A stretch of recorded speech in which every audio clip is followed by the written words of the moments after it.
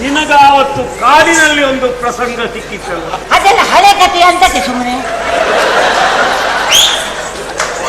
ಅಲ್ಲಿ ಏನೂ ಆಗ್ಲಿಲ್ಲ. ಬಿಡಿ, ಕಳೆದ ಕಾಲವ ಚಿಂತಿಸಿ ಫಲವಿಲ್ಲ.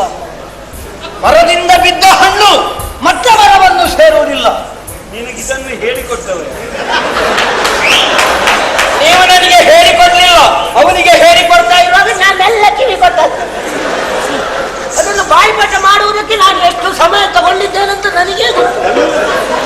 ಗುರುಗಳೇ, ಇಂದಿನ ದಿವಸದಲ್ಲಿ ಎಲ್ಲವರು ಅವರವರದ್ದಾದಂತಹ ಪ್ರತಿಭೆಯನ್ನು ಪ್ರದರ್ಶಿಸ್ತಾ ಇದ್ದಾರೆ.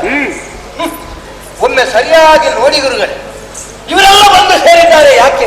ನಿನ್ನನ್ನು ನೋಡುವುದಕ್ಕ. ಅವರ ನಿರೀಕ್ಷೆ ಬೇರೆ ಯಾವುದೂ ಅಲ್ಲ.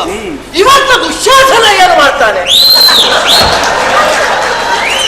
ಆ ಹೊತ್ತಿಗೆ ನಮ್ಮ ಸಭಾ ಪ್ರವೇಶ. ನಾನು ಏನು ಅಂತ ಇಲ್ಲಿ ತೋರಿಸಿದ್ರೆ ಆಯ್ತು, ಇನ್ನು ನನಗೆ ಅವಕಾಶ ಇಲ್ಲ ಅಂತ ಗೊತ್ತಾಯ್ತು. ಆದ್ದರಿಂದ ನಾನು ಸಿದ್ಧನಿದ್ದೇನೆ. ಇದ್ರಾಗಿ ಬರುವ ಮಗ ಯಾರಮ್ಮ? ಅವ ಬರ್ಲಿ. ನಮ್ಮ ಇದ್ರಿಗೆ ಯಾವ ಮಗ ಬರ್ತಾನೆ, ಅವ ಬರ್ಲಿ. ನಿನಗೆ ಕತ್ತಿ ಆದೀತ, ಗದೆ ಆದೀತ, ತೋಮರ ಆದೀತ, ಅಲ್ಲ ಬರೇ ಹಗ್ಗವೇ ಸಾಕು. ನೀನು ಪಳಗಿದ್ದೇನು? ನಾನು ಎಲ್ಲದರಲ್ಲೂ ಪಳಗಿದ್ದೇನೆ.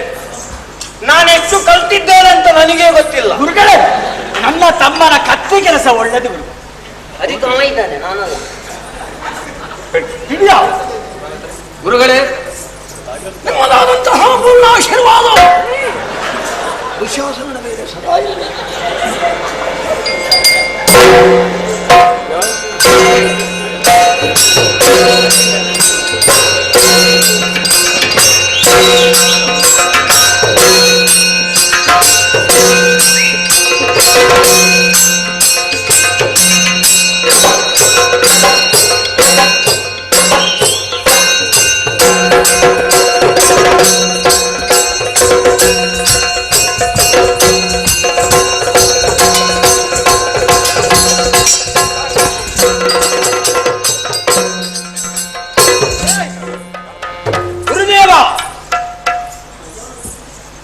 ನಾನು ಯುದ್ಧವನ್ನು ಮಾಡಬೇಕು ಎನ್ನುವ ಹಾಗೆ ತೀರ್ಮಾನಿಸಿದ್ದೆ.